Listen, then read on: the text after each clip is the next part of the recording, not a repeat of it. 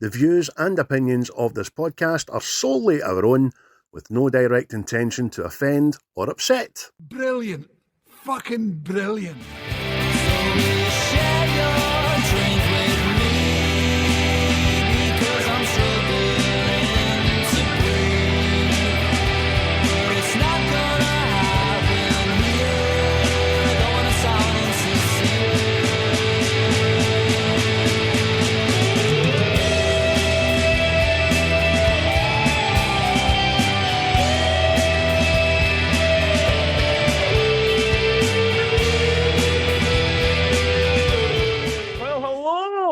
And good morning, well, it's morning for us. To yourselves there, people. This is What's the Script?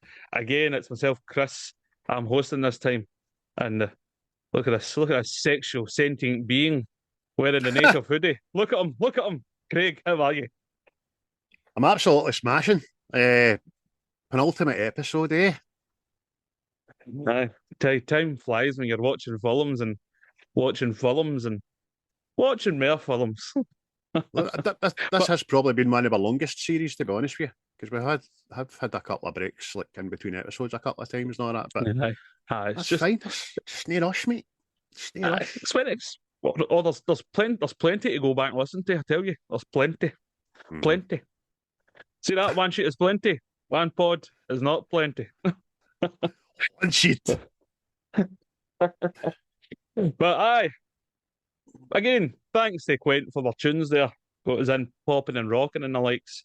Again, they're on the old Spotify and that. If you want to get and listen to them, I suggest you do. If you like your music and the likes. That's a wee puff of the vape there. It's running out. That's it, done. The last one. Oh, ran out of a vape. We're gradually going to see the breakdown in society. But again, already gave a shout out to Native Origins, but there's the hoodie. If you're watching us on YouTube again, look at that. Look, he's shrouded in mystery there. Hello there.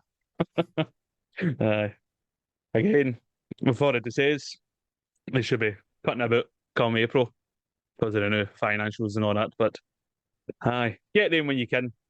And again, shout out to the seismic guys there. Jurassic Park, I think, is the last one I listened to. Is there a new one out? I know Running Man. I listened to it the other day. Oh, Running Man. So I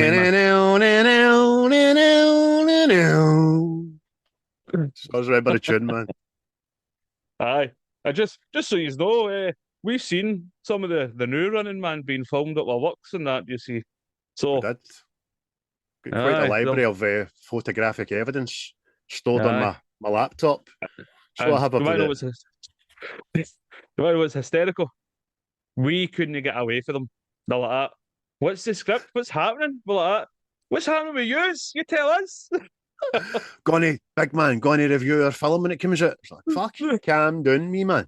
I know, mate. Mr. Pibble, just you smile and be sexy, brother. It's good how Glasgow's getting used for this totalitarian dystopian future, which is fucking already here. Shithole. Aye, shite, every cunt's poor and broken and fucking dealing cigarettes like currency. Where can we film like it's a desolate, apocalyptic nightmare? Also, Glasgow. I know. That's what's more shocking about it. They went like that. Where's maybe a horrible place we can film? And it wasn't like, well, we would say like fucking the East End or Poso or fucking we'll go to the town centre where everybody's supposed to take pride. Aye. Great, innit? Absolutely brilliant. Aye, superb. But enough of that. Enough of the pleasantries there. And well, the shout-outs and that. We'll do recent watches because if anybody was listening last week and was listening intently, we did forget to do our recent watches. So this could be a substantial amount of ocular delights, as I've taken to call them. So, Craig, hit me with your best shot. Right, okay. I'm just going to run through them. I'm not going to give you a view on anything because it will take far too long. So since we last done this, Oh, here we go. I've watched all of American Primeval, all of Godless, all of Taboo, all of the O.J. Simpson documentary, all of Gangs of London Series 2, all of The Penguin. I've also watched The Animal, News of the World, Django Unchained, The Magnificent Seven, 2017, Tombstone, The Hateful Eight, Unforgiven, Fight Club, The Goonies, Liar Liar, Yes Man, The Sentinel, The Hobbit, Unforgettable Journey, The Hobbit, Desolation of Smog, Hobbit, the last one, I can't remember it. And then there was None, which was a BBC series, Law Abiding Citizen, and Indiana Jones and the Dial of Destiny. Oh, that's more. quite a lot. There'll be eyeball strainage with that. Telling you, mate. Telling you. But watching that. That's us up to date. What about you? Oh, mate, everywhere and anywhere. Summer. I'll kick us off. I watched Grown Ups 2, Pacific Rim, The Book of Eli, Bill and Ted's Bogus Journey, The Beach, The Usual Suspects, Sound of Freedom, The Man in the Iron Mask, City Slickers, The Raid 2, and Den of Thieves 2, Pantera. So, everywhere. Like, when you shake a bottle of ketchup without the lid on it, know what I mean? Everywhere. Or like me, fucking a couple of days ago at work when I made myself some lovely noodles and all that, and I went to, it was when you were off, I went to put the salt on it and the full fucking lid came after. I was like, no, I don't eat a lot. You fucking ruined it. Horrible, man. But ocular device. With what device? Aye. So obviously, in amongst that is the film of the end of the day, which was Se7en, which was picked by our guest John last week. I dare say he likes this film as well. Mm-hmm. So 1995, this film came out, and we're just after saying that is 30 years ago. Unbelievable, by the way. Unbelievable. The things you say. Fuck it. You know what I mean? 30 years ago, this was it. No, not having it. Not having it at all. Makes me feel terrible that saying that out loud. I know that's like 15 years. It's mental. You could even make it sound even worse and say it's 5 years more than a quarter of a century old. Fucking hell, man. I mean, there's 30 years ago when shoelaces were shoelaces. But straws were plastic. Better times. Simpler times. But not only did Se7en happen 30 years ago, what else happened 30 years ago, Greg? An awful lot. And I'm going to refrain from doing my basil this week. Lots happening, Foxy. I've done it, bastard. Right, so in 1995, there was some seismic world events that happened. There was a San Francisco earthquake, which registered 7.9 magnitude on the Richter scale, and it killed 3,000 people in April. I remember that, man. There was the Valparaiso earthquake as well. Big year for earthquakes, by the way. An 8.2 magnitude earthquake, which killed 20,000 people in August. There was also the Oklahoma City bombing, a terrorist attack in Oklahoma City with the deadliest terrorist attack in America before 9/11. There was the Bering Banks collapse. I didn't remember that being so long ago. I thought it was in the noughties, but there you go, 1995. Bering's Bank collapsed, and if you remember, the UK investment banking firm collapsed after a broker lost 1.4 billion speculating on the Tokyo Stock Exchange. And lastly, this was the year that YouTube was invented in February. It was founded and invented in February. So there you go. That was some of the shit that was happening in the real world. But you might want to remove yourself from the real world just to forget about all these earthquakes and Bering's Bank collapsing and it's fucking tragic. I'm going to pictures. Go to pictures. And you couldn't lose yourself on YouTube yet, know what I mean? No, yeah, Oh, no. It was just founded, but you had nothing to watch it on. You know what I mean? Because computers were still attached to your fucking landline in the house. That fucking modem noise, man. So you go after the pictures and you could watch the very passable, very likeable Batman Forever, which was the third installment in the first viewing of Val Kilmer, which I didn't mind because Jim Carrey was in it and others, and it was smashing. Crimson Tide, The Net, Outbreak, a belter of a movie that me and another 13 went to see, funnily enough, was Apollo 13. Me and all my pals went to see that. It was great. Loved that film. The Quick and the Dead, one of your favourites. And I think that's the third week in a row we've mentioned it. The Quick and the Dead, which is fucking... Judge Dredd, which is the Sylvester Stallone installment. And a fantastic wee movie, which we didn't know we needed at the time, but it was just awesome. Desperado. Love that film. Really like it. So that gets you away from the real world. That you've come out to movies like that, all refreshed and happy now, and thinking, I want to go and get a wee tune for my new CD player and my tape deck there. And I'm going into Virgin Music, or could even get Aye.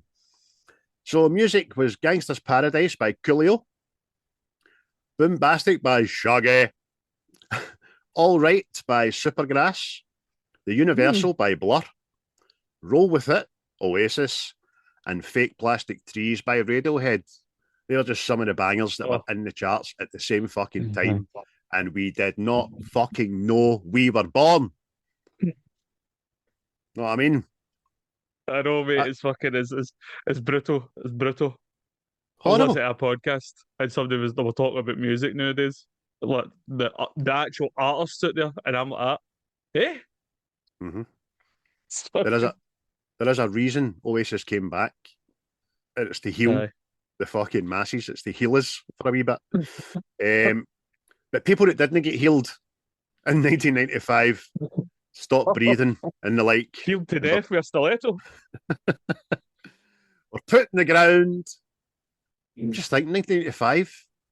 Phil Hartman was still ways then. But people that weren't Dean Martin died 1995, which I was very surprised about. I thought he did no long after Cannonball Run, but there we go. Eazy-E, he died as well. Donald Pleasance, the man of many horrors, he passed away. Mickey Mantle, the famous baseball player, he died. And also legendary comedian Peter Cook, he passed away as well. So that was some of the more recognisable names that passed away. But there were some births, just in keeping with the last couple of weeks. I'm going to tell you about some people that were born in 1995. Some people maybe should have been drowned the same day. I don't know. It's up to you to decide. Because the first one that pops out to us is Logan Paul. He was born 1995. The very busy and very prominent actor Timothée Chalamet was born. And I was surprised that he was 30 years old because he looks about 12, doesn't he? I was going to say that. He looks fucking That's a minor. Is it? Aye. That's how he sings all his songs in A minor. Kendall Jenner. She popped out screaming. She was fucking still screaming and moaning ever since. The very ocular delight that is Dua Lipa, whether you like her music or no. I could watch her with the sound in. I'm just saying, you know what I mean? Dua Lipa, she was born. And Justice Smith was born as well, the actor. So there you go, mate. That was quite the factoid exploration of 1995. Oh, aye, 1995. It was influential then, and it still influences us now. There you go. There you go. Mate. No, I mentioned your disco was born in 1995 in order, so. That's the day that chicken was explored in its entirety. You know, fuck all about 1995. The untapped market of poultry. It was like the rediscovering of paleontology after Jurassic Park came out. Started finding more dinosaurs. When disco came out, they started learning more about chicken. I think Jamie Oliver getting bored with that and fucked it for a lot of us. Prick. I know. Well, there you go, Davey. Well, you were filling your nappies. People were away watching Seven. Including your big brother at 3-year-old. Aye. Well, again, this is a film that I've watched when I shouldn't really have been watching it. You know what I mean?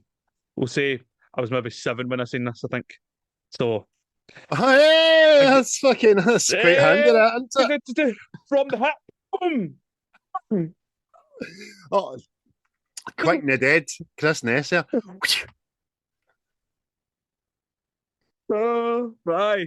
Everybody, the film we're doing today, if you don't already know, is 1995 Seven. Again, directed by David Fincher, who we done the other week there. I directed a Fight Club. The cast that I've wrote down as it goes: Morgan Freeman, Brad Pitt, Kevin Spacey, Gwyneth Paltrow, Andrew Kevin Walker, Leland Orser, Lee Ermey, and John C. McGinley. That's who I just put down as more memorable actors in it who played a bigger part as well. Again, the budget for this film was $33 million, and it made a healthy profit. What healthy profit did it make, Craig? I've got it down as being 327.3 millions. Yeah. That you must have the same source on the internet as I do. We started sinking this ship. It's getting fucking scary. But aye. Well, what a return for that, eh? Know what I mean? Aye, definitely. So we're talking 1, 2, 3, 4, 5, 6, 7, 8, 9 times its budget, roughly. Do you know what I mean? A 900% markup on anything is a good fucking day to be alive. It's good. Very good. Aye, smashing, mate. It deserved every penny. I would dare say that, obviously, if this film came out today, and by the way, it could, because it's fucking timeless. I went to see it a couple of years ago. I thought it was a couple of years ago, but obviously now, thinking back, it must have been 5 years ago for the 25th anniversary. It was re-released, and it's timeless. It stands up as much today as it did 30 years ago. It's a moment in time, but timeless, if you know what I mean.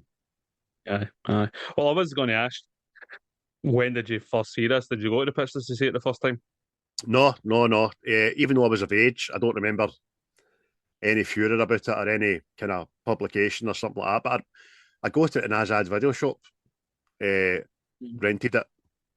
See, people of a certain age used to have to go to an establishment that hired you, never sold you, it hired you videotapes. What's a videotape? I hear you say. A film. So went to Azad, hired that out. Didn't really know anything about the story and all that, and just remember being shocked and in awe. And again, we'll say it again this week, as we've been saying the last week, didn't see it coming. How it all played out, did not see it coming. Aimed it says it did is a wank. Right? So that's to all yous out there that are saying you did see it coming. Yous are fucking dirty, rotten, lying bastards of people. And I don't trust you. So mate, it was amazing. I seen it maybe 1996 probably, or later 1995 when it got out in the video, and amazing. Aye. I think that's what obviously they don't let many 3-year-olds into the old fucking cinema to watch Seven, but I think I would have been a videotape viewing myself. Might have been recorded after telly, I know, you never know. Because that was another thing, by the way. You could record from the TV. Oh! Aye, physically. No on a hard drive built into your box. It was a physical thing, the tape and all that shit. And you could break the wee bit of plastic off so people can tape air it, and you could do it in high speed so you could get double the length. Oh! What happened? What did we move on for? It was hilarious. Let's see videos we used to get made up for us. like just say the Batman animated series and all that. Aye. Well, during the break, boom. Buy this today. Like, two-way radio. Like, Jesus. I know. That's Amazing, viewing mate. my viewing pleasure there. But I get back to David Fincher, by the way. Uh-huh. That guy has a very bleak look at the world. I mean, if you take this and Fight Club together, everything is horrible. Know what I mean? I know. I know. Are two films through the eyes of how it has to be seen. But you know what I mean? And the more worrying thing is that he's not telling any lies. It is fucking, it's a horrible, dangerous, scary bastard in place out there. Do you know what I mean? Aye. Again, for anybody that's not seen it, Craig, have you got a quick synopsis of the movie? A quick Synopsis! rundown. Hello, welcome to Synopsis. Detective Somerset and Mills are well, I'll start again, right? All excited there because I was looking at something. Detective Somerset and Mills, Penis again. one a seasoned cop, the other a relatively new one, are paired up to solve murders. Together they attempt to find a killer who is inspired by the 7 deadly sins. And that is very short and sweet. But that's the crux. That is the crux. As me and Chris talk about it, you'll find that there is a whole lot more attached to said synopsis. Oh, there's a vast body attached to this. There is. Like fucking gluttony, the vast body. Again, we've already mentioned who's in this film, like Brad Pitt and Morgan Freeman, but originally they weren't the first choice. For the Somerset part, which is Morgan Freeman, the parts were originally turned down by Al Pacino and Gene Hackman, which could have been a very, very different film to Al Pacino. She got a gross. Look at the body. Look at the size of that guy. My God. And for the part of Mills, that is obviously played by Brad Pitt, Denzel Washington turned it down as he thought it was too dark and evil. Oh well. Aye, but obviously he said once he's seen that film, he says it's one of the biggest mistakes ever made in his life. Wish he'd done it. So, yeah. Isn't that always the fucking way? Hindsight, baby, you gotta love it. I know. I'm only worried, Denzel. You've made a couple of no bad ones. You know what I mean? I know. I just see what he went. Oh, I found it too dark and evil. Then made Man on Fire. Like,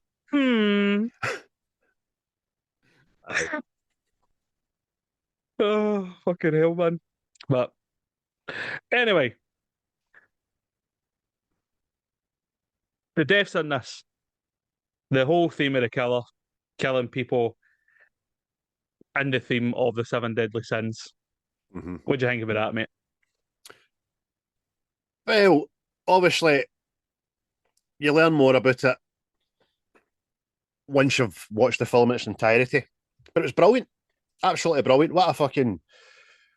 See, there seemed to be a time back in the 90s and the 80s that I remember there was a lot of serial killers about that... Bear with me when I say this word, right? They worked, right? Their work was under the guise of being driven by a higher power or somebody talking to them. It wasn't them. They were just a vessel. So that was well used, and it was in keeping with the time and the news of the time of serial killers and stuff. So it was great. And the very fact that the film doesn't let you see the killer virtually till the end, doesn't even let you learn anything about the guy, a name or a job or a history or nothing. It doesn't need it. It's brilliant, mate. And then I'm sure we'll get on to some of the things like the crime scenes and the messages and the clues, and it's fabulous. It's fascinating, is what it is. Absolutely fascinating, because you're like, who wrote this? And are they all right? Like, it's like the guy that wrote all the Saw films and all that. How's you? Wait, have you got a hobby? Have you got a cupboard that nobody's allowed in? Well, again, added to the mystery of the murderer, who is played by Kevin Spacey. Spoiler, if you've not seen this, but 30 year, I feel I'm on the side of you're in the ring. So, aye, Kevin Spacey himself actually asked for his name to be removed from the opening credits to add to the mystery of the killer. Aye. And that's why, after the film's done, he's the first name that comes up in the end credits. So, even then, there's a bit of thought went into this. But, You're right. see that you mentioned Saw, it seems. Do you think this kind of inspired Saw? I could see how, aye, definitely. Especially one of the ways that somebody dies at the hands of someone else wearing a certain device. Aye. It's macabre, it's dark, it's a bit sick, and I can see. Well, again, the ethos as well, because Saw, the ethos is that everybody that's getting killed are bad people anyway. They're no good. Yep. You know what I mean? They're in there to try and atone for what they've done previously, which is why Jigsaw's drugged them and fucking snibbed them up. You know what I mean? So, and John Doe believes, obviously, passionately about the people that he's killing are sinners. So, aye, Doe definitely can see a link there, mate. Definitely. Aye. Well, I say that because, like, I think it's obviously one of the things. Well, there's a couple of them. I'm like that kind of. They're kind of Saw themed. Know what I mean? You'll be punished by what it is you were into, sort of thing. Mm-hmm. Know what I mean? But in this case, there was no escape for it. But true. Aye, they get out, man. But we're two good guys, Morgan Freeman and Brad Pitt. I mean, I'll get my views on Detective Mills. But obviously, I get that's the way it's supposed to be. The young cop, fucking rash, frustrated, and fucking headstrong and all that. You've got the kind of old head, relaxed Morgan Freeman, Somerset. But Detective Mills fucking really, really annoys me. Is it? Aye, it's like a fucking. It's like a daft Wayne. Know what I mean? It's like. It's like, in fact, know what it's like? It's well, it's either you've been in the motor and Wayne start asking, "Are we there yet?" It's that thing. Know what I mean? Whoa, you fuck up. There's a juvenile petulance about him because he can't stop trying to remind Somerset, "Hey, I'm not a rookie. I've done some things. I've been some places, man. I'm good at my job. I'm a detective, just like you. Don't treat me like a dick." And all that. But Somerset knows all this. He says you've no been he says yes, but no here. You've no been a detective here. And that seems to be like, is it New York, innit? I'm not sure because the name of the city is never really said, but apparently they says they shot this film in LA, which surprises me because of all the fucking rain. No fucking way. I'm saying it looks like New York, but then some of the police look like Chicago police as well. So you're right, mate. Whatever city it is, anyway, it could be fucking Sin City for all we know. It's its own character without knowing exactly its name, because Morgan Freeman lets you know in no certain terms. And so does his captain, and so does other wee snippets of police when they talk about this place of, fuck all, mate. As your disco would say, fuck all about this place, man. You know what I mean? Aye. Because there is examples that offer in the film, like crime scenes and the whole shebang and all that, know what I mean? And it's like, but I think a bit that's more like revealing in Mills's character is when he's talking about, see when he took his gun out and shot somebody and all that, and he can remember everything about what happened except the guy's name. Know what I mean? Aye. And I just get the feeling that Morgan Freeman's kind of like, fucking policemen have changed. Aye. Know what I mean? They have. That was a surprising thing as well when they ask each other if they've drew their guns. How Somerset portrays the city to be, I'm surprised his gun's dies in its holster. But he says he's only drew it once with the honest to God intention of actually using it. I'm like, fuck's sake. So obviously their work is turning up after the fact, isn't it? Aye. He's not been involved in a lot of in-action chase scenes or whatever. Do you know what I mean? Yep. Yeah. It's just. But aye, like, as a whole, man, fucking Mills just fucking. He just. Well, I mean, it's like the character Somerset already kind of knows. Like it's the first crime scene, the first death. After it, he's talking to his captain, and he knows this killer. Like he's like, this is going to take longer than how many days I've got left. And the guy's too patient, meticulous, and all that, well crafted for this to be his first outing, sort of thing. No, I mean he's not ready for it. And you're just Aye. like, you're a wise old owl. I like you. Aye.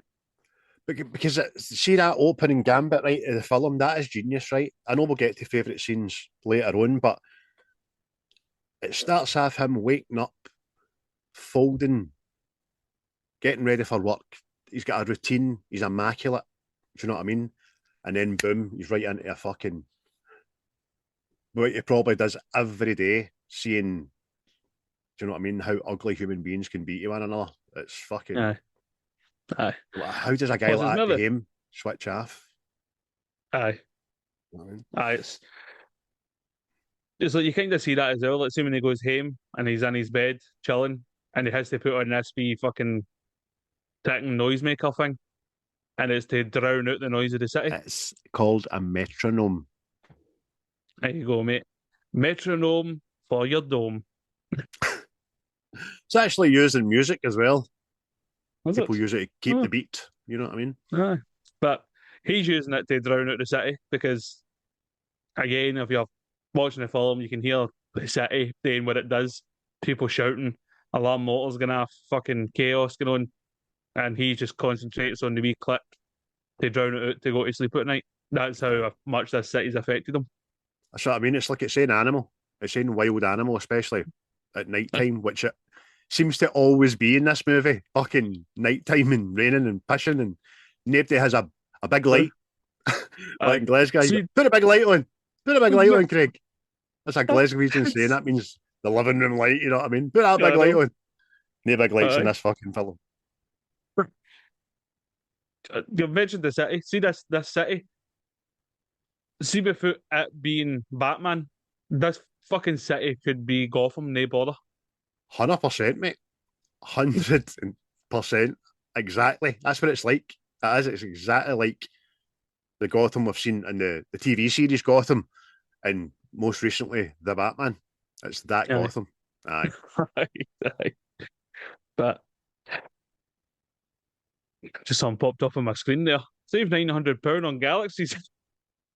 Oh, but I hope that's no chocolate. Samsung Galaxies. So, talk about gluttony, you fat bastards. I know. See, talking about the 7 deadly sins, mate. I know I said this during our day, but I found it quite interesting and quite surprising. I'll tell the people. The 7 deadly sins are not explicitly listed in the Old Testament or the New Testament as a specific group.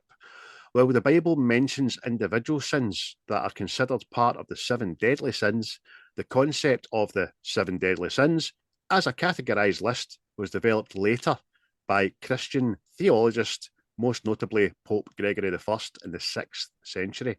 So it's not directly found in the Bible itself. So there you go. There you go. All you mad bastards out there. One of your own popes getting above his station again in the 6th century. I'm fucking doing this thing. If I'm not doing it, nobody's doing it. This will be fucking useful in another, 13 centuries. You wait and see. Pitt will be in the film about it. I'm telling you now. And Morgan Freeman, he'll actually play God in a film as well. You know what I mean? Oh, brilliant, man. Oh. But since I've mentioned the sins, that's day the murder scenes, mate. How fucking graphic and horrible, are they? They are. And it's as I just mentioned, the lighting in this film, it's probably best we didn't have full illumination because obviously it would have added to the scene you wouldn't have seen anything more than you had to, but it'd have been fucking far more graphic. It's horrible, mate. It's the level of, it's not just the dead body, especially the first one, right? Gluttony. It's the state of the place. It's crawling with beasties and rotten food, and obviously they've found buckets with vomit and feces and all that in it, and the big guy's been dead for like a week with his face in spaghetti sauce, and Aye. oh man, Aye, it's no nice. Obviously, one of them is a lawyer who used to get bad people off. Mhm. His sin was greed. He's made to cut like a pound of flesh off himself. Sloth, obviously being a lazy bastard. There's a guy been chained to a bed for a whole year. Mhm. No, I mean it's just what was Mel going to ask you, right? What one of the deaths is the worst? Well, I've not got a vagina, but if I did have a vagina, That could be arranged. I know, especially this day and age. Well, see if I say I've got one, I've got one, haven't I now? That's the fucking. In fact, let's be trans for 5 minutes. Let's be a trans woman for 5 minutes. I would not like to be, as the movie describes it, fucked to death by a strap-on bowie knife. That could be painful. I wouldn't like that. Do you know what I mean? So I'll say that to now. Although I'd imagine having my stomach ruptured would be fucking horrific as well. But what about you? What do you think? I don't know, mate. I think I'm leaning towards sloth. I was going to think you were there actually because that's worse than death. That could be worse than death. Aye. Being kept in that stasis for a calendar year. Oh, As oh I'm no. thinking, just the long suffering. Whereas I reckon getting shagged to death. As some people have like, oh, that'd be no bad. Well, no, in this instance it wasn't. Aye. But they've all got their own wee bad thing. But I think for me, see the slow death over a year. Mm-hmm. I think that'd be horrific. Aye. You're right because is it the coroner or no? It's a doctor in the hospital because obviously he's still alive, right?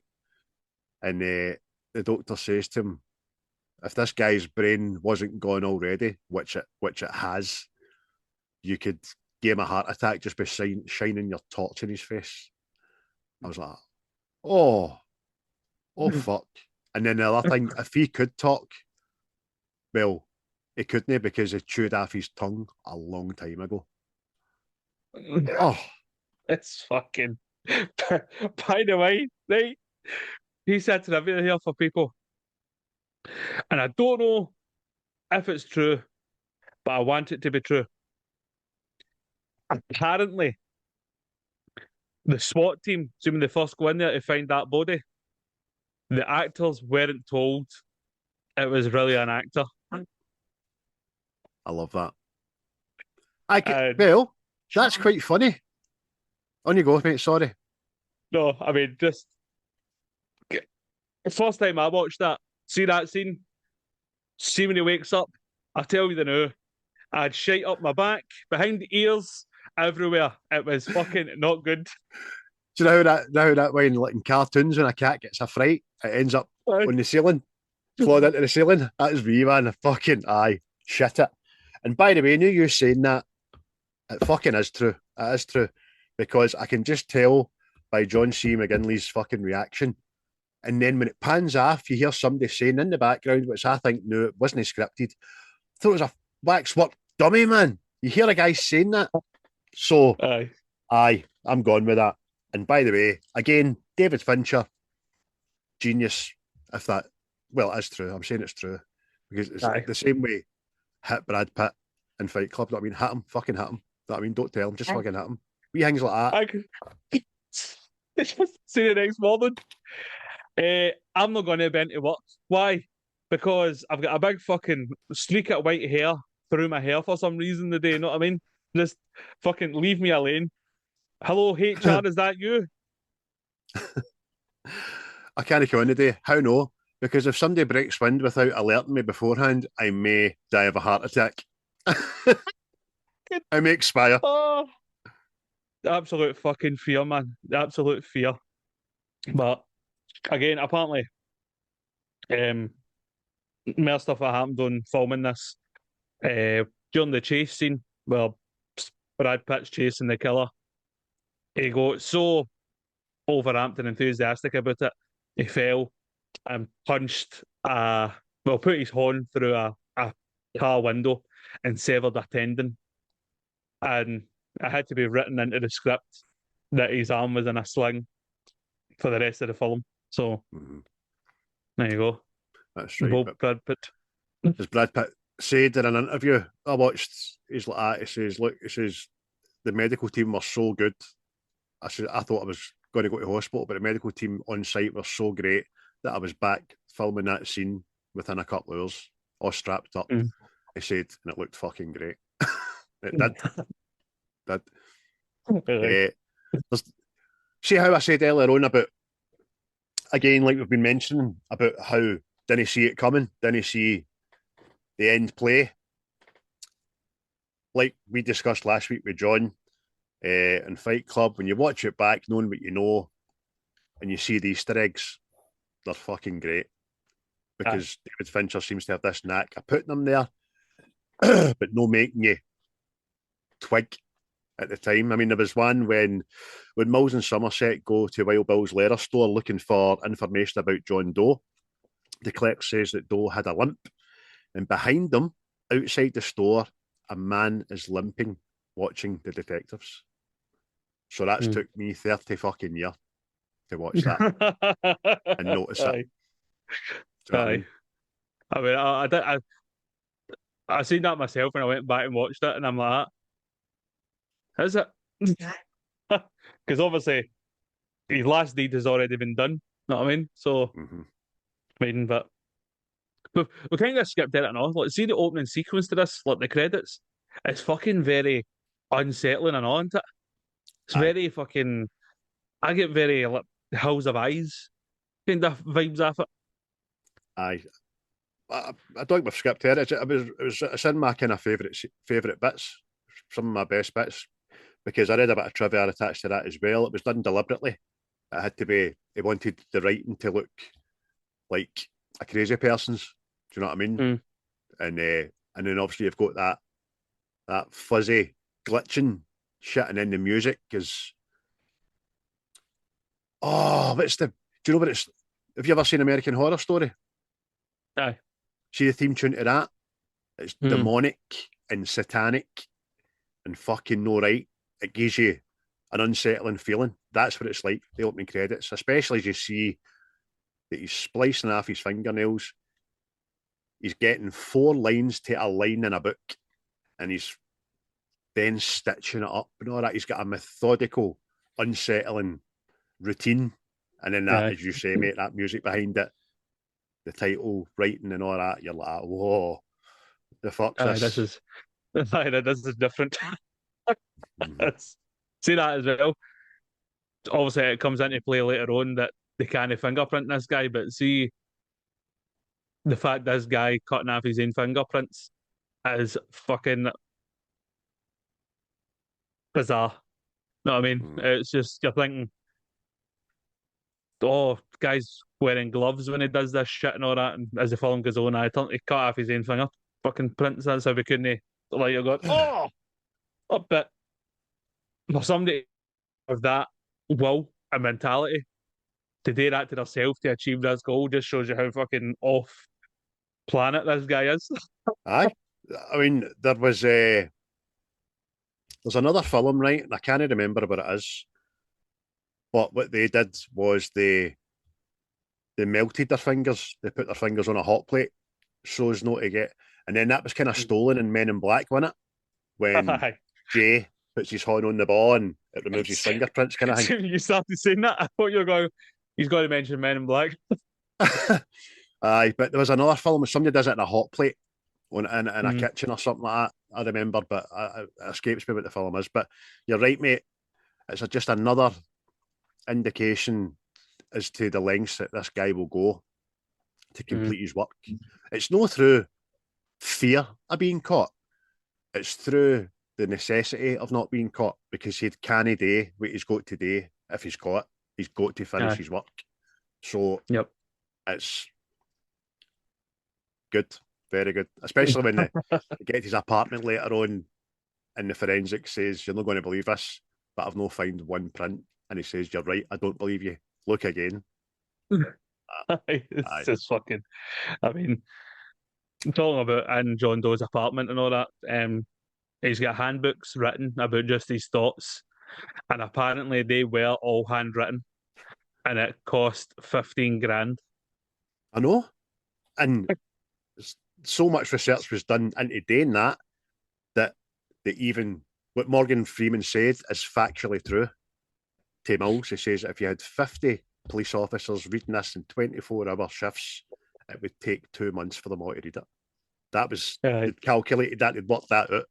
That's a fucking impressive. But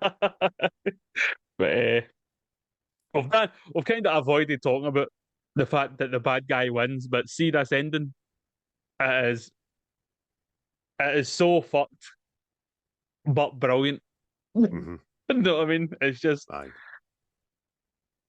I mean, it's like most films like this, they've caught the bad guy, blah, blah, blah, blah, everything's all done and dusted, and you're curious it leaves you hanging who the last two victims are, like, oh, what's happened, where are they? And just the way that this guy has been so methodical and so thought out that he's created this scenario, and you're just, oh my god, man. It's the ultimate plan in it. It's the ultimate fucking. He's got everything from start to finish, how he wants it, how he's played it out, how he's envisaged it. It's unnecessarily genius, man. You don't want to say you like it, but for the sake of this movie, it is tremendous. Tremendous. Yep. And again, I suppose it leaves you hanging a wee bit with what happens to Mills after it, but you don't need to know. You don't. Yeah. Well, in actual fact, apparently there was a sequel to this released in 2015, but no directly involving these characters. I can't remember the name of the film. I think it's Solace or something it might have been called. But it's I've not seen it. I think it's got Anthony Hopkins in it, but I'm not sure. That's how fucking big it was, know what I mean? But you must find this and link me into it. Aye, partly so. But just on the ending itself, right? There was a lot of stuff like trivia connected to this. Apparently the studio did not want this ending, but Fincher, having read it in the first draft, went, "No, that's how I end this movie." Brad Pitt says he would refuse to do the film if they changed the ending. So, go on, Brad. Again, that's it. Kudos to Brad there. And there was also they were considering the ending of the movie being Somerset shot and killed John Doe instead of Mills. But nah. I can see why, right? But I'm glad they didn't. Because you wouldn't have seen that coming either, because it goes against everything Somerset stands for. He's by the book. He's, you know what I mean? He's a real proper cop. But it would take a level of self-sacrifice. Maybe it would have worked because he's retiring. I'll take the hit for you, son. But then, no, I get how it could have worked, but I'm glad it didn't, because you put yourself in David's shoes, and I couldn't be the bigger person. I don't think, especially he might have fought it, right? He might have been able to fight the urge. Somerset might have talked him down until John Doe says, and the baby that was living inside her. And I think that's the line that done it. Do you know what I mean? It's fucking. Again, I do like it when the bad guy wins and all that, but it's just, it's just you're very good, you John Doe, but I'm not supposed to like you, but I like you. I like you, creepy bastard. That's In fact, fucking amazing. There's a thing, right? We're talking about how this guy has planned all this, right, meticulously, right, and like the sloth guy, just tying him down for a year solid. So he's obviously had this pre-planned and all that. So at what point did he like, think that Mills and his wife would be the last two? Know what I mean? At what point did they pick them to be the last kind of deaths? Know what I mean? I Is know. that when he, I know exactly. I mean, so you're right. It's at least a year in the execution of this plan. So, who was the plan aimed for? aye, that's what I mean. Was it primarily for Somerset, and then this partner's just arrived on the scene, and oh look, the partner's got a wife. But even then, it's like he wouldn't know who was going to get his case. Know what I mean? So one of the like two people already picked it, and then I'm curious when he decided to pick Mills. Was it when he took the picture of him on the banister, or was it after the chase? Know what I mean? Aye, because both of those things would have shown that he was easy to anger. So you're my wrath. Because there's no way fucking Somerset would have ever been wrath. Ever. No. Just couldn't have been. So, aye. You wonder if before Mills came along, because you're talking days, aren't you? You're talking days. Aye. You're wondering if before he came along, he still hadn't picked out wrath yet to make his envy. But he's seen him, he's seen his easy to anger, and he's also seen that he's had a family, which he doesn't have, so he's envious of that. So he's like, this is fucking brilliant. God is speaking to me. He's fucking sent this guy. He's completing my job. That's mental, mate. That's another thing. See, that's following me. It kind of shows the fucking madness of radical religion. Mm-hmm. Know what I mean? Just because this guy's, I'll say he's like devout Christian somewhere, but see, just the fact that he just hates humanity because of what it has become. But see that all these three characters as well. You've got Mills, Somerset, and obviously John Doe. I think they're like the gradual, like the degrading of society. Because you still got like Mills, kind of hopeful. You go out there, you do the good thing, you do the good deed. You've got Morgan Freeman's character, Somerset, who's just had enough of it. The apathy, right? This is too far gone. This is fucked. And then you've got John Doe. It's just like, yous are scum. I'm doing yous in. Mm-hmm. Know what I mean? Just three grades of like the downfall of society, really, innit? Aye, you're right, mate. Somerset's been broken over a lengthy period of time. Mills is clinging on to what Somerset believes to be false hope of redemption, and where John's just out there fucking making people pay for it. You know what I mean? So you're right. You're totally right. Three contrasting views and ethoses, but they're different but the same. You know what I mean? Aye. They're all focused on the same shit. That's what I mean.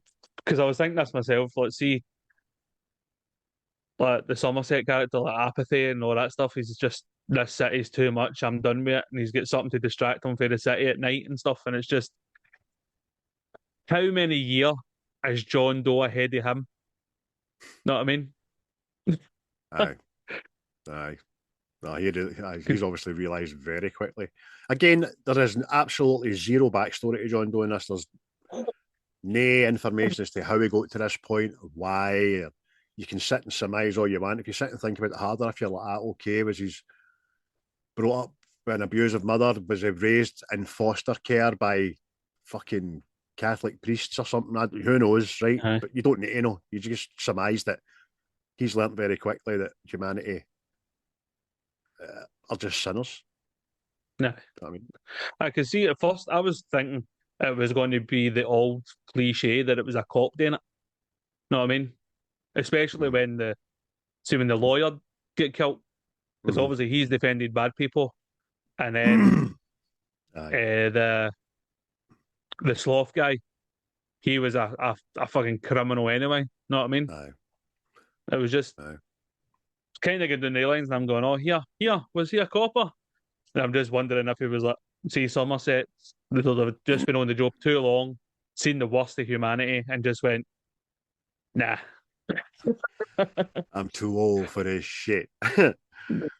David Fincher told Kevin Spacey and Brad Pitt, he says, this isn't going to be the movie that you're remembered for, but it may be the movie you're incredibly proud of.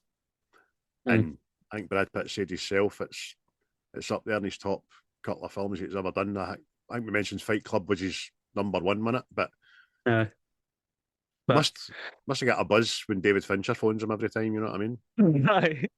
Just imagine that phone call. Brad, I've got this. I'll do it next time Brad shows up. We're going to film you in this white room for 2 hours. Nothing happens. All right. Aye. I don't know why I've got in my head David Fincher.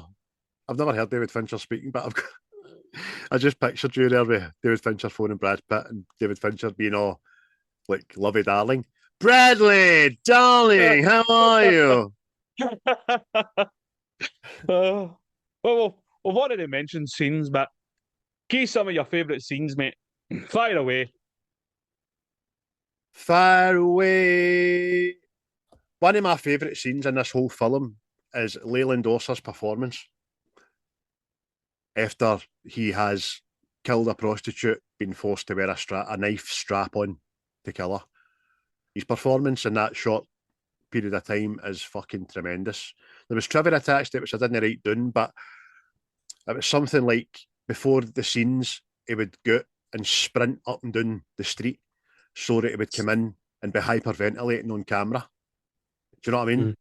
And it was taking like fucking Pro Plus and all that to get his heart racing. It was fucking great. His performance is absolutely brilliant. And just that gun in my mouth, the gun in my mouth moment, it was in my fucking throat and all that.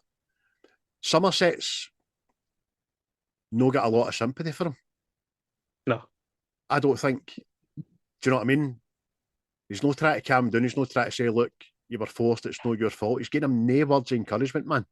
He's just, like we've just discussed, I think he's fucking just dead on the inside to hear him.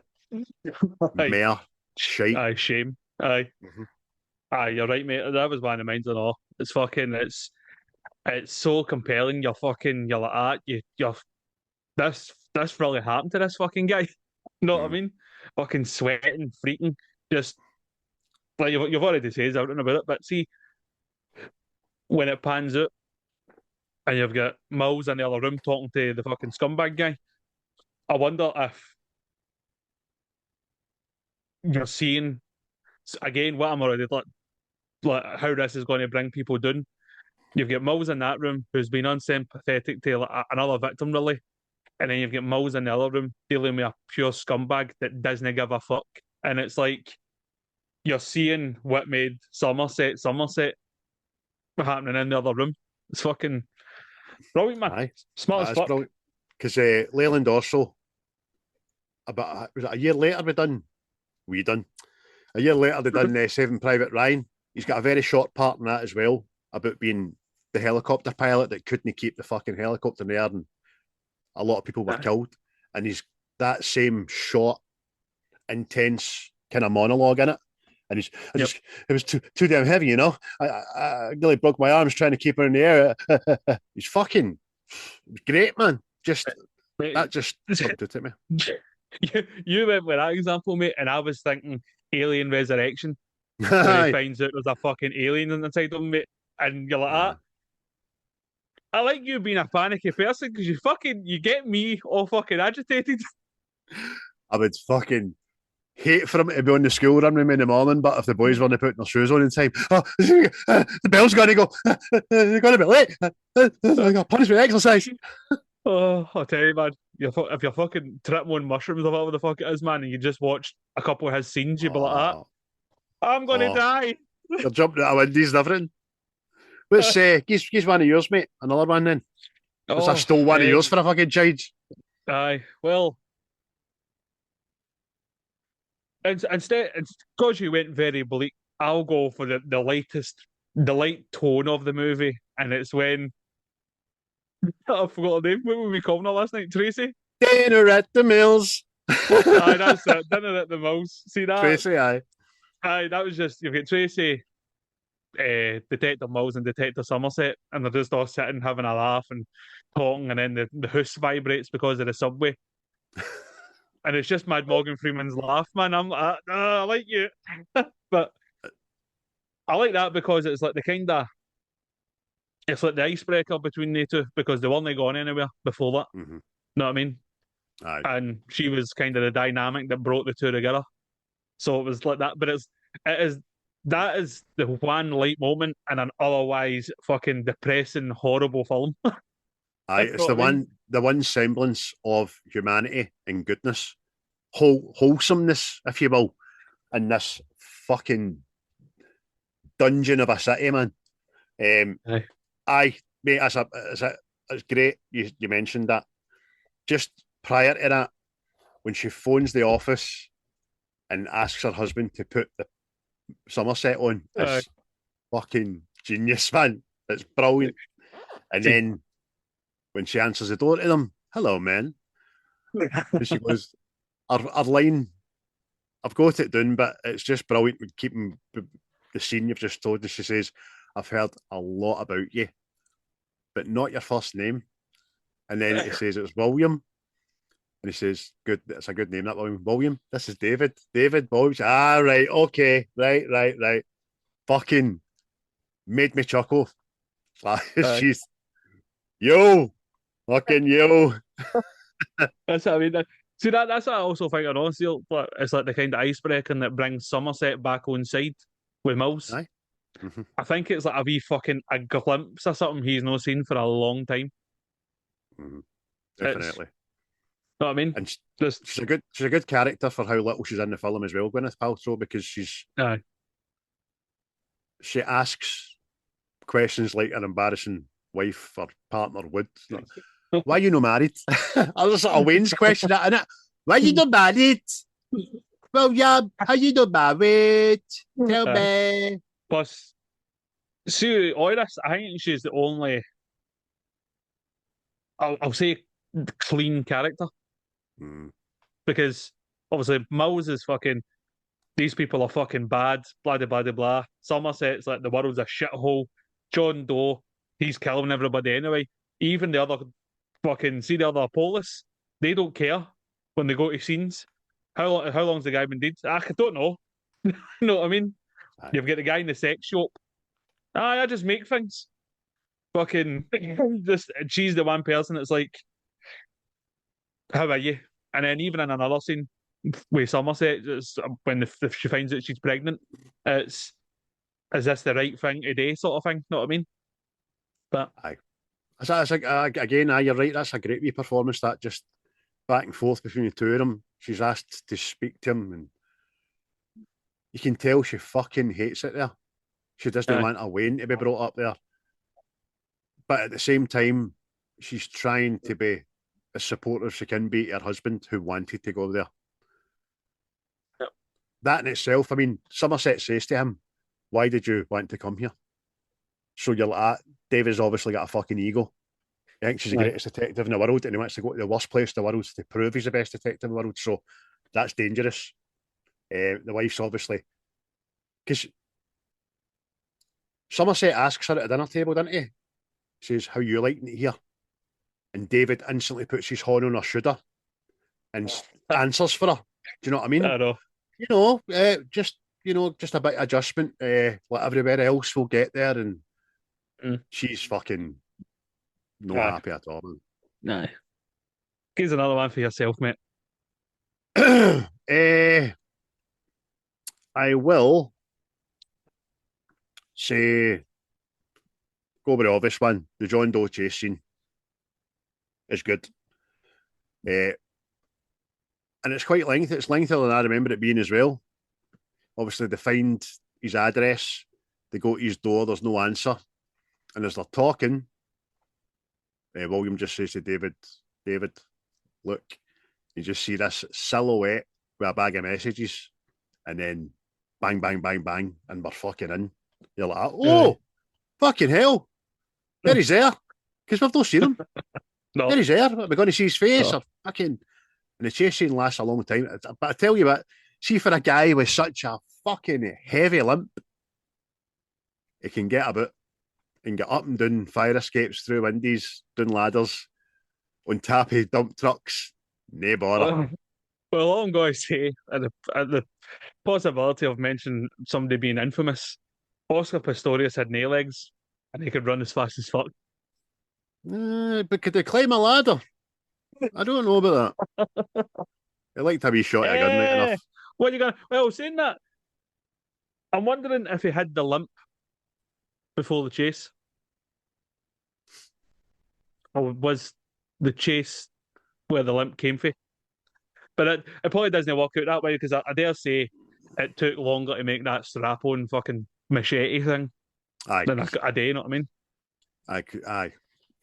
I'm trying to think now if they go to the leather shop prior to that chase scene or after it. Is it before it? Is that after? Right. So he had the limp before the chase then. So there we go. But I'm also wondering, but saying that he could have got the limp for the chase because he had already picked his victim. See the prostitute. So he could have already had the receipt for Bill's leather store. So he could have had it already made and just picked it up with the limp. Right. Aye. Right, okay. Really doesn't fucking matter, but there we go. Aye, I know. But the whole chase scene is great. I remember when I first seen it, I think I thought, right, we're going to see who this cunt is now. But you don't. No. And I'm glad you don't, because it works. It totally works. It still keeps you hanging until... In order for this film to work, John Doe cannot be identified until he wants to be. And that goes as much for the police in the film as it does us, the moviegoer, because it works totally. We don't need to see who he is until he decides that he's revealing himself. So when David's lying in the gutter after getting fucking sucker punched and he picks the gun up, puts it to his head, you're like, spares him. Fucking brilliant, man. And then he's away in the night. You know what I mean? Or away in the rain, sorry. That's what I was asking about. When did they pick him? Is that when he picked him? He's like, nah, you're my wrath. You know what I mean? But no, it's before that. It's before that because he's the photographer. I know. That was the two instances I was thinking. Because obviously in both situations, Mills shows aggression and all that, right? But it's no. Well, that definitely confirms it. Fuck's sake, because the boot he's going after that. Gun to his head, he goes, "I'll spare you," and I'm wondering if that right there and then is when he decided to do it, because he could have killed him and had his first choice of wrath and envy before already picked out, and then he's went, "No, you're now my wrath," sort of thing. But makes sense. Aye. Here's another one. For the sake of it, and for the nostalgia of it, and how fucking it got me, Sloth is definitely one of my favourite scenes. See, just even when I'm watching this film now, I go, I can't wait to Sloth. Oh, it's a challenge. That's a challenging wag. I mean, I can smell that scene. Aye, you can. It's so bad. It's so bad. I mean, see, you get an impression of how young I was when I watched this. I thought that was a monster on the bed.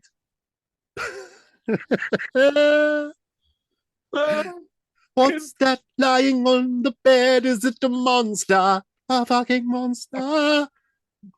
It's fucking like prosthetics, the makeup, setting of the scene, the tension in the scene, and then the fucking jump scare. It's just got everything. It's just like, oh my How many days. times? How many times you seen this film? Far too many, more than 7. Right. So for talk's sake, say you've seen this film 20 times. So 19 times of that 20, you know that jump scene is coming. I bet you still Aye. fucking oh. Oh, it's coming! It's coming! And Because no, even but then, see, when you're watching it, you forget when the jump scene is. You forget when it is. You know what I mean? You go, all right, they're in there, and it's like, oh, it's that. That's that done. They're about it, and then it's when the John C. McGinley character goes, "You got what you deserved," and you go, what? Then you go, "Oh, you bastard, you! You've got me." and after what you revealed earlier on makes it even more genius because he did it. He Aye. fucking shits himself proper in real life. And you do go back and hear it, people. If you've not heard it before, you'll hear somebody, one of the SWAT team, say, "That was a fucking waxwork dummy." You hear him saying it, man. Aye. Brilliant, brilliant. It's fucking as mate as. Aye, definitely. Like I say, it's the thing I take away for this film is the sloth. I mean, don't get me wrong, the ending is superb, but see that it's just fucking oh. I'm going to give you a scene as well that I particularly enjoyed because it was in keeping with a running theme we've been having at work lately to do with the word culture. Oh, just for context, people, me and Chris are just having a back and forth laugh at one another about. I says to him, "You're not very cultured," so he's not let it drap ever since. Oh well, I'm not cultured enough, so fucking I can't do that. I suppose you've got to be there. It's funny, but in this film, Somerset goes to the library, and you quickly work out that that's where he goes. That's the place he's been gone for years to study up on stuff, and he knows all the librarians and the security like pals. So he makes a quip, doesn't he, about look at all this bloody culture in here, and all you guys can do is sit and play cards. And then the big one stands up, and it's Big Sam, the bus driver for Speed. Culture. Aye. How's this for culture? And he puts on classical music. So I thought of you right away. So did that, by the way. I'll fucking give you culture, you prick. I got culture up the ass. How about I culture you right the fucking face, you fucking prick? So that was funny. I thought of you right away. And then Somerset studying alone in the National Library with that music behind him is fucking lovely. It's beautiful because he's reading demonic, depraved, deadly sin shit out of all these books, and you've got the most soothing, calming music behind it. Aye. It's as eerie as it is fucking great. That would have been hilarious, man. If that big guard went like that. Listen, pal, I got this job. I was a fucking bus driver. See, the day I had that day, you'd be in here playing cards. Same year, 1995, Speed. So he two wee, well, got a bigger long Speed, but a wee old this. It was fucking smashing. Oh, brilliant, man. He's another mate. Again, I think was brilliant is when we go into John Doe's apartment and you're finally seeing, you're not seeing the killer so much, but you're seeing a part of him. Mm-hmm. And as his apartment, it is just, I don't know what you were expecting to walk into, but it just gave you a fucking mad idea. You see the big red cross on the wall? All these journals all wrote out, and he keeps trophies on the walls and all that stuff. You're just like, this is fucking, it's sadistic. You know what I mean? Very sadistic. There's a, I don't know what all the planes are for, and I've talked about the planes, woodwork planes. Don't know what all them are for because there's about fucking 4 of them hanging up the wall. And I'm trying to think back to all the crime scenes and all the victims. There was anything fucking, but there wasn't. Anyway, it looked fucking scary. I was like, what the fuck? Is that his downtime? He likes a bit of carpentry. Well, that's my thinking. He's that fucking. He's either that radical about Jesus, he's became a carpenter, or it was just a glimpse of how patient this guy is. That he's meticulous with fucking wood and building stuff. Maybe. So there was another good thing. They opened one of his drawers, and there was about 40 aspirin bottles in there, wasn't there? Aye. And you don't think anything about it. You think that's a fucking lot of aspirin. But then Somerset reads the passage for the journal, and humanity is actually giving him fucking headaches. Do you know what I mean? His head hurts. Humanity hurts his brain. So that was quite. I was like, I like that. Then it's the whole thing. Obviously, Mills is in the bathroom and then he sees the 40s, and we had him. Know what I mean? And you're going, oh my god, the old fable. They always come back to the scene, and they did. You know what I mean? They did. You're just, oh fuck's sake, man. That's a good scene, mate. Brilliant, man. Really so fucking very dark, and just a glimpse into the killer. But thought it was smashing. It's a smashing how they get in there as well, because they weren't meant to. They didn't have a warrant. And Somerset and David are having this argument at the door, and obviously David's all fucked up, bleeding and wet. He's like, "Don't, we can't. We need to get a warrant." We go, "Aye, okay." And then they fucking just rattles it. Went, well, no point arguing now, is there? And then he pays a mad crack whore to fucking tell the police that she told them about it. All that. Yeah. I phoned the detective. Somerset. Somerset. Yeah. That's what I did. One of the murders happened right over there. Liquid ass. I didn't hurt my sandals or nothing, Jesus. Just Morgan Freeman and all. You stupid son of a bitch. That's great.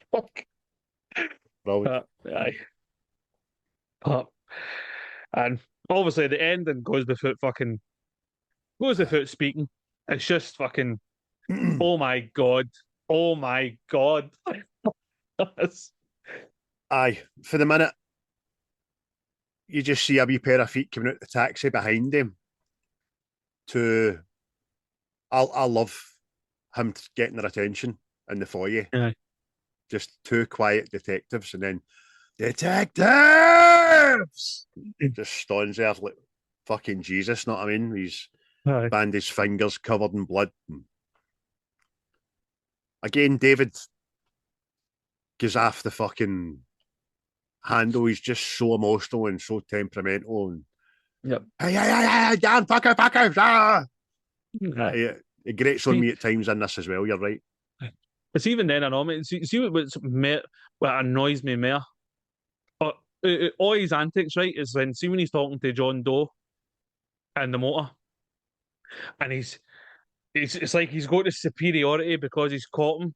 He's like he's trying to belittle John, but see the same. This is what I'm like. I'm not supposed to like you, but I do like you because John Doe is more than ready for him. No, I mean he's trying to bam him up and then spins it round on David like, no, you're the fucking idiot. Aye, he is a fucking idiot. He is. He's magnanimous and he's up his own arse and he thinks he's won all that. And Somerset is still offering him a level of respect when he's talking to him. He's asking him a question. He's no telling him, I'm better than you. You're right. David annoys me in this. The car scene, that David annoys me, and the overuse of the name John annoys me. Because they fucking say it about a million times. We know who you're talking to. He knows you're talking to him. You're fucking in the same motor facing the guy. All right, John, how you doing, John? Sitting there, John, aye. How's your fingers, John? What's up, John? John. You're fucked up.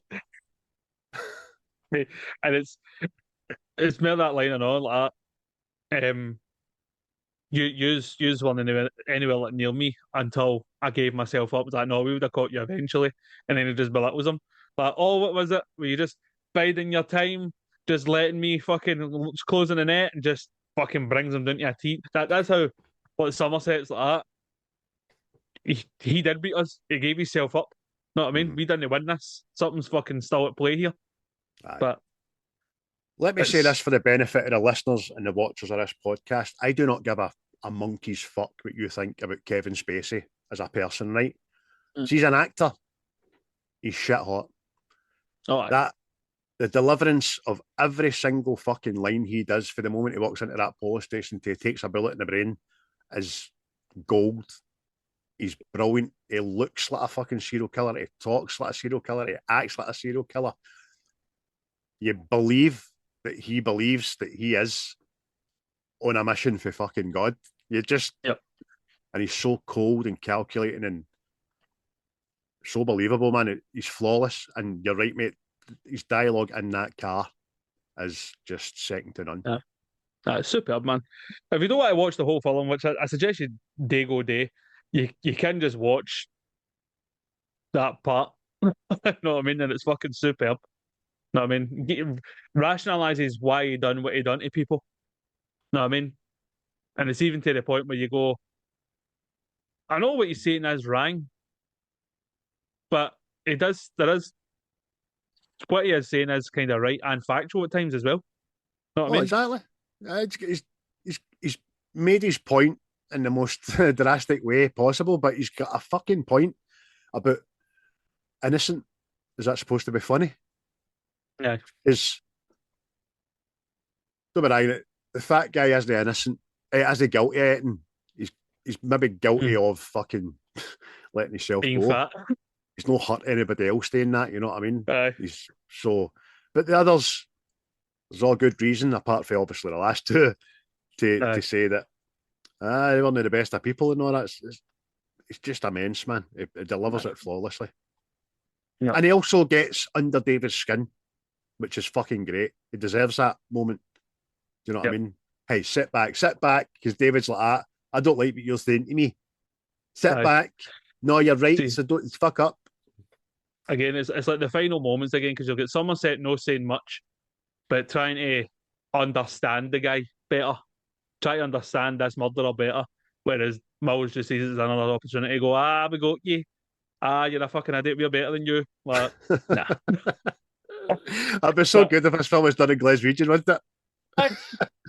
I hear you. You're a bastard. Check you in the back of my motor, you wee cunt. See as a sociopathic, I would suggest that John Doe is. He's got a comedic line. Aye. About the dog. Do you know what I mean? Aye. What have you got? Here's a dead dog. I didn't do that. It's fucking great, man. Talk about lines. There's a good segue. Favourite lines, mate. Oh, segue. What's that you're on? It's a segue. I'm a security guard in the Ford market. I'm on a Sedgway. Because I can't walk, which my fucking job requires legs. Do you know what I mean? Nice. I think junkies can run faster than Sedgways. There you go. It's just my fucking thing. Anyway, I digress. I'll give you a wee line, mate. If I don't scroll away down to the bottom again. What a fucking idiot. That's right. In the car, David is a pain in the arse, but he has a great line, or two. I like the one who says, well, you're no messiah, you're a movie of the week, you're a fucking t-shirt at best. Because that's when he's starting to get under David's skin, and that's David's retaliation. But it's a good line. Movie of the week, you're a fucking t-shirt at best. I like that. Oh, you guys one. Well, you've already said that, but I'm going to say it again anyway because it's haunting and brilliant. Even if his brain wasn't mush, which it is, he chewed off his own tongue long ago. He's endured more suffering than anyone I've ever met, and he still has hell to look forward to. That's the Doctor talking about the sloth character. It's fucking levels, man, levels. So how does he know he's got hell to look forward to? What was it Sloth done again? What was his... armed robbery, assault, and I think he might have raped a minor or something like that. Right. Or kidnap and rape a minor, something along those lines. Mm-hmm. But so he's technically right. He's got hell to look forward to. Right. That's quite funny because John then makes him sloth. He doesn't punish him for being sloth. You know what I mean? Aye. Because I actually had to double check when I was doing my notes back myself to see the difference between gluttony and sloth. I couldn't remember what one was what. And I was like, fuck, gluttony because he's ate too much. But he could have been a sloth for doing fuck all and eating too much. But there you go. I know it's a great line, mate.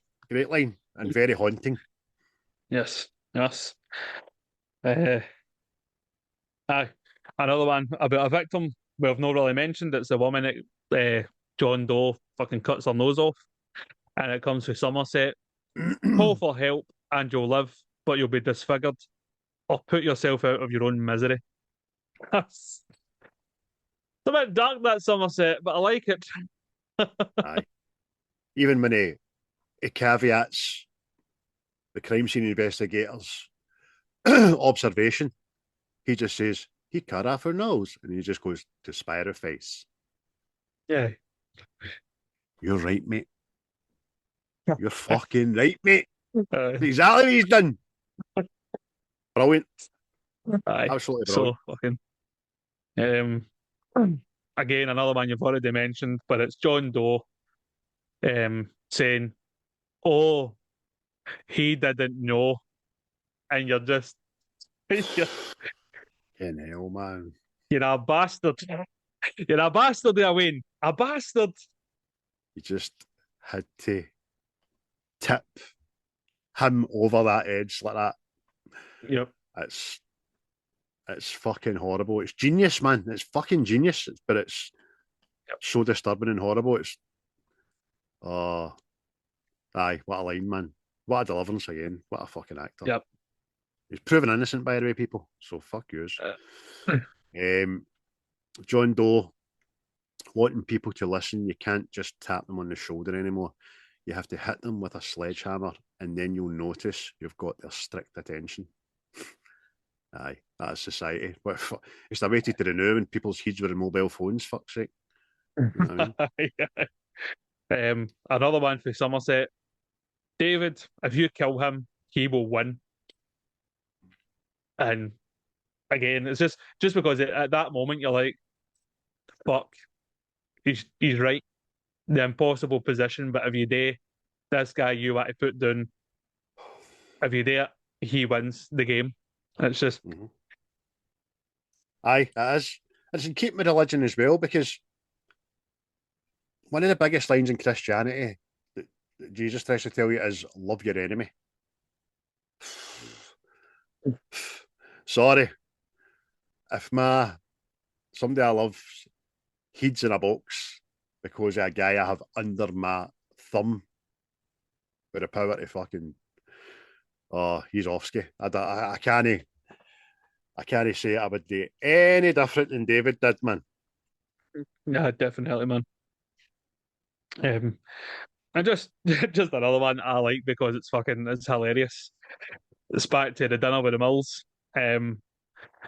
Somerset, you've got a soothing, relaxing, vibrating home, and then just fucking bursts out laughing, man. It's fucking superb, man. See when the start, but Morgan Freeman looks genuinely fucking pissed himself. It's great, man. That's what you said about the laugh. It's great. See when David goes, yeah, laugh it up. I just fucking instantly thought I fucking had Solo. Laugh it up, fuzzball. That'd have been fucking brilliant. But I'm going to get the two scenes and splice them in together. I think that'll be funny. That's a great line, mate. Also in the house, dinner at the Mills. Hey, Somerset says to David, if we catch John Doe and he turns out to be the devil, I mean, if he's Satan himself, that might live up to our expectations. But he's not the devil. He's just a man. That's right. Yeah. Devil incarnate, though. It could be the devil incarnate. And finally for me, because I don't know how many times I've fucking used this. Probably overly used it. And should I see Brad Pitt, I might shout it at him, and it's what's in the box. I remember seeing it to an Amazon guy one day, and you ought to have seen his face. Like, I don't know if he'd heard it before or he's just had a long day, but he's like, huh, there you go, mate. I just gave you gold, sir. I don't know if he's never heard it, doesn't know the reference, or he's heard it for the 31st time that day. You know what I mean? Very good. There you go, mate. Okay. Okay, just let me get a scan that box there. Right, say goodbye. Aye. Contrary to belief, I didn't pack your books. I don't know what the fuck's in your books. All right, I just deliver the books. What's the bags? Aye, we've been saying that for 30 years, mate. So we have Right. 30 fucking years. You mentioned that a wee bit earlier on about Somerset when he realises who he's dealing with. He says this guy's methodical, exacting, and worst of all, patient. Because he knows he's fucking want to chuck it. Aye. David Mills on the description. He's a nutbag. Just because the fucker's got a library card doesn't make him Yoda.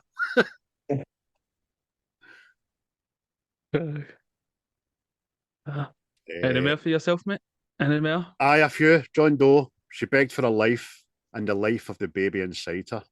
Oh, as you say, he didn't know. That's just fucking horrible, man. David Mills. I've been trying to figure out something in my head, and maybe you can help me out. Yeah, when a person's insane, as you clearly are, do you know that you're insane? Maybe you're just sitting around reading Guns and Ammo, masturbating in your own feces. Do you just stop and go, "Wow, it is amazing how fucking crazy I am"? Yeah, you guys do that. That's at the height of his petulance in that car, isn't it? He's Aye. I want to go to town and get some power converters. I know, man. You've got me in this car with Detective Somerset, and you're sitting in the back, and Annalie's back home.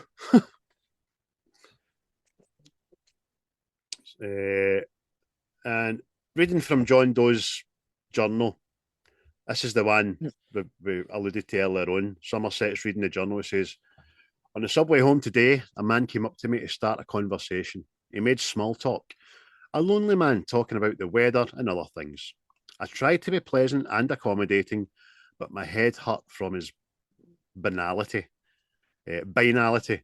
I almost didn't notice it had happened, but suddenly I threw up all over him. He was not pleased, and I couldn't stop laughing. Fucking. Who the fuck is man? Who the fuck?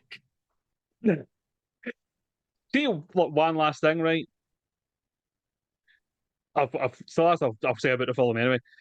See how they can get in contact with the FBI and they find John Doe through the books he's been monitoring and all that, right? I get that that is illegal, right? I get it's illegal, but can there not be circumstances where the law, so to speak, can get permission to use systems like that? I've got to think there has to be, especially if you know you've assessed, like you've agreed and assessed the pattern is there's going to be 7 murders. You've got 5, so you've got the potential to stop 2. You don't know if you can or no. You don't know if they're already dead, but you've got the potential there. So at some point, rules have to go out the fucking window. All the best films show you that rules go out the window. Do you know what I mean? The Murtaugh and Riggs and all that, bend the rules, and fucking even Cagney and Lacey fucking bent the rules. Crockett and Tubbs bent the rules. And it's for the greater good. It's never for self gain. So Aye. I mate, sometimes the letter of laws go out the window. Aye. Aye. Oh, have you got anything else about the movie to say? Now's the time to say it, sir. I would just like to say about this film, it's a 9 out of 10 for me. It's a 9 for me as well, mate. I'm an 8 on IMDb, but I think it's moving to a 9. Again, I know I've said this before, but soon you watch films and you're reviewing them like we do, you get a better appreciation for stuff. Know what I mean? It's it's a smashing film, well written, well directed, fucking acting is brilliant. Know what I mean? And I ticked all the boxes as far as I'm concerned. Me too, mate. You don't get them like this anymore. Mhm. It's as I said earlier on, it's timeless. It stands up today, and it's one of the most we kind of poked a wee hole in when did they kind of decide that wrath and envy were his thing. But apart from that, the plan is pretty flawless, man. Yeah, definitely, mate, definitely. But everybody, that was 1995's Se7en. If you've not seen it, well, you're about 30 years too late. So you're never you should too get right late on to it. watch a fucking old movie. Oh, Wizard is never late. But again, we'll do movie bingo before we give a thanks again to everybody. Hey, move bingo, move bingo, move bingo. Yeah, motherfucker. Yes. And Get your again, list it's out. back to yourself to choose from moi's list. Again, Yes. I'll not tell you what numbers are away. Should you pick one that's away, I'll just tell you. 7. That's so fucking freaky. 7 will be Lethal Weapon.